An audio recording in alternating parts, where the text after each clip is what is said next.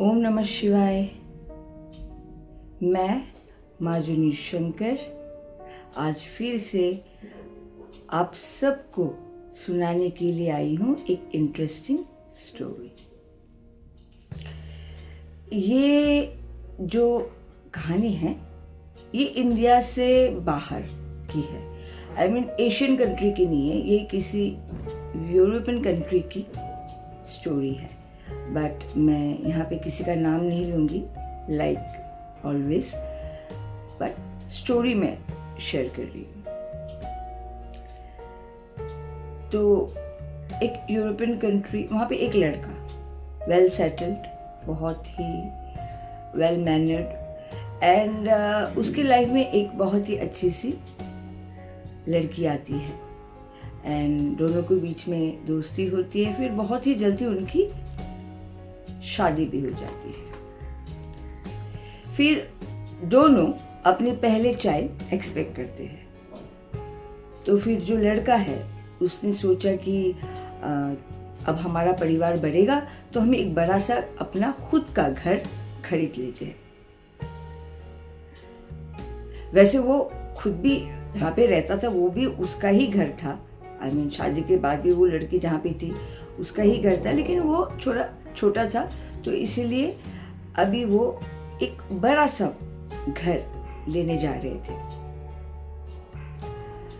फिर उन्होंने एक ब्रोकर से कांटेक्ट किया और उन्होंने एक बहुत ही खूबसूरत न्यूली कंस्ट्रक्टेड एक घर खरीदा। कुछ महीनों के बाद उनके घर में एक प्यारी सी बेटी की जन्म होती है। उसके बाद उन्होंने उस बच्ची के लिए सब कुछ किया। एक बहुत ही प्यारा सा नर्सरी बनाया जहाँ पे बच्चा का जो बेबी रूम है उसमें सब कुछ चीज़ें लगाई जिससे मतलब बेबी को अच्छा लगे एंड मॉनिटर। तो इनकी रात को ये उठते हैं, देखते हैं मॉनिटर में बेबी उठी है या नहीं, बीच बीच में दूध पिलाना वगैरह वो सब कुछ चलता रहता है जैसे कि पेरेंट्स करते हैं बच्चे के बॉर्न के बाद। तो इसी तरह से उसके जो फादर है एक दिन रात को वो जगे, मॉनिटर पे उन्होंने देखा कि बच्चा जगा हुआ और वो खेल रही है। ऐसा लग रहा है कि जैसे कोई उसको खिला रहा है और वो खेल रही है, हंस हंस के, मतलब एक स्माइल करके। लेकिन अचानक से बच्चे के जो फादर है उसका नज़र जाता है तो जो क्रैप जहाँ पे बच्चा है क्रैम्प पे थोड़ी दूर में ना एक शेडो, डार्क शेडो उसको दिखती है। और वो देखने के बाद ना वो थोड़ा सा उसको वो सीन अच्छा नहीं लगा। इमीडिएटली उसने अपनी वाइफ को बुलाया और बोला कि तुम उठो और देखो हमारी बेबी के क्रैप के एकदम नज़दीक ही एक शेडो। तो उसकी वाइफ को कुछ नहीं दिखी, लेकिन उसने देखा कि बेबी उठ गया है कि चलो हम बेबी को दूध पिलाते हैं। चलो एनीवेज वो लोग गए, बेबी को लिया, दूध पिलाया, सुलाया, अच्छे से उसको सुला दिया। नेक्स्ट डे भी उसके बेबी के फादर उठे और क्योंकि उसकी वाइफ होल डे काम करके इतनी टायर्ड हो जाती है तो हस्बैंड जो है वो खुद से ही चीज़ों को कर लेता था, वो डिस्टर्ब नहीं करना चाहता था अपनी वाइफ को। लेकिन वो जब मॉनिटर पे चेक कर रहा था उसने देखा दैट डे उसका जो बच्चा है वो बहुत बैडली रो रहा है और एकदम रेड, एकदम लाल पड़ गया जैसे कि वो किसी चीज से वो बच्चा डर रहा है। और जो शेडो उसने देखी थी लास्ट नाइट थोड़ा सा दूर, वो शेडो बिल्कुल भी बच्चे के क्रैप के पास था। वो डर गया, वो इमीडिएटली अपनी वाइफ को उठाया और उसकी वाइफ आए बिफोर दैट वो रन किया उसने बेबी के रूम पे। बेबी को जाके इमीडिएटली उसने उठाया। बेबी एकदम रेस्टलेस, एकदम रो रही थी और जैसे उसको ब्रीदिंग इश्यूज भी होने लग रही थी। फादर ने इमीडिएटली उसको उठाया और उसको कंसल्ट किया ताकि वो शांत हो जाए। उसकी इतने में उसकी मम्मी भी आ गई। मम्मी ने भी देखा कि क्या हुआ, ये अचानक से बच्चा एकदम ठीक था। तो एनीवेज वो लोग उस दिन बेबी को अपने पास ले आए और उसके फादर ने कहा कि नहीं, उस कमरे में कुछ ठीक नहीं हो रहा है, मैं भले ही तुम नहीं देख रही हो पर मैं कुछ ना कुछ एक्टिविटीज पिछले 2 दिनों से मैं देख रहा हूँ, और अब हमारी जो बेबी है ना वो हमारे साथ ही सोएगा। तो हर नाइट बच्चा उनके साथ, सेम आदत पड़ जाती है। फादर रात को बीच में एक बार उठे और उठ के उसको लगा कि एक बार मैं मॉनिटर चेक कर लेता हूँ, आज तो बेबी हमारे साथ है, तो आई एम श्योर आज शायद एक्टिविटीज ना हो। जब उसने मॉनिटर चेक किया, उस दिन एक्टिविटीज पहले 2 दिनों से ज्यादा हो रही थी। उस कमरे में जो क्रैप है वो मूव कर रहा था, वो शेडो इधर से उधर मूव कर रहा था लाइक क्रेजी। बच्चे के लिए जो भी चीजें हैंग करते हैं ताकि बच्चा उसको प्ले कर पाए, वो सारी चीजें हिल रही थी, लाइक चीजें इधर से उधर मूव हो रही थी ऑटोमेटिकली। एंड उसने ये सब देखा तो उसने फील कर लिया कि ये कुछ सही नहीं हो रहा है, यहाँ पे कुछ गड़बड़ है। रात को तो उसने अपनी वाइफ को उठाया नहीं, कुछ नहीं। सुबह उठते वो अपनी वाइफ को बोला तुम बेबी को संभालो एंड गलती से भी बेबी को नर्सरी पे दोबारा मत रखना जब तक मैं नहीं आऊँ।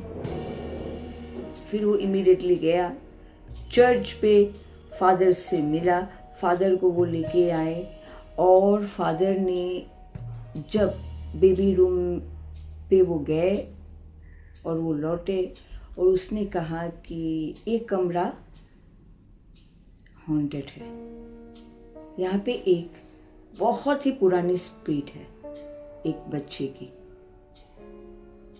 मैं कुछ बोलूं, आप उस ब्रोकर से बात करिए जिससे आपने ये घर खरीदा। आपने खरीदने से पहले इस घर का हिस्ट्री जानने की कोशिश नहीं करी। तो उस लड़के ने कहा कि फादर ये एकदम new constructed house and broker सब कुछ अच्छा बोल रहा था। बोले कि आप एक बार ब्रोकर से बात करिए। तो उसने ब्रोकर से बात करी। ऑब्वियस ही बात है, ब्रोकर शुरू में तो बोलेगा थोड़ी कि हाँ इसमें कुछ है, लेकिन जब इसके बच्चे के फादर ने बहुत ही प्रेशर दिया, अब बोल सकते उसको वन काइंड ऑफ धमकी दी, तब वो डर के मारे सब कुछ बोलने लग गया। उसने बोला कि ये जो आपका घर है ये कंस्ट्रक्ट होने से पहले यहाँ पे एक प्री स्कूल, एक नर्सरी हुआ करता था। अपने जो पेरेंट्स हैं छोटे छोटे बच्चों को यहाँ पे छोड़ते थे, ये proper pre school kind of था। लेकिन इस स्कूल के स्टाफ लोगों की बिल्कुल ही केयरलेस की वजह से एक 3 साल का बच्चा मर गया। पूरी गलती प्री स्कूल की ही थी, वो बच्चा मर गया। और जब से वो बच्चा वहां पे मरा, उस दिन से उस स्कूल में एक्टिविटीज शुरू हो गई। बच्चों के साथ कुछ भी गलत चलत होने लग गए, कभी चीजें गिरना, कभी चोट लग जाना, यहाँ तक कि वहाँ पे जितने भी स्टाफ बड़े थे उनके साथ भी बहुत ही गलत होने लग गया। धीरे धीरे पेरेंट्स ने अपने बच्चों को वहाँ भेजना बंद कर दिया, बच्चे आना बंद हो गए। फिर धीरे धीरे स्टाफ भी वहाँ पे आना बंद हो गया। फिर एक दिन ये पूरा नर्सरी प्री स्कूल बंद हो गया। बहुत सालों तक बंद नहीं था। फिर उसका जो ऑनर है उसने इस स्कूल को सेल कर दी, और जिसको उसने सेल करी उसने ये पूरा तोड़ के यहाँ पे ये मकान जहाँ पे आप लोग रह रहे हो इसको न्यूली कंस्ट्रक्ट करी। एंड मैं आपको जब घर दे रहा था तब मैंने आपको ये स्टोरी नहीं बताई, मुझे लगा कि शायद कुछ नीड नहीं है इसकी। फिर उसको ये बात जानने के बाद वो दोबारा से फादर को कांटेक्ट करते हैं, फादर आते हैं। फादर ने बोला कि मुझे पता था, पर मैं कुछ बोलूं शायद आप मुझ पे ट्रस्ट ना करो, इट्स बेटर कि आप एक बार ब्रोकर से बात करो और इस घर का हिस्ट्री जानो। मैं मंत्रों से उस कमरे को हमेशा के लिए बांध दूंगा, लेकिन उस कमरे में जो बच्चा है, आई मीन वो एक फीमेल चाइल्ड 3 साल का, और ये बहुत साल हो गया है इस पेट को, इस स्पीड के अंदर एंगरनेस भर गई है, क्रोध जिसको बोलते हैं वो भर गई है, और ये एक तरह से ना हार्म ही करेगी।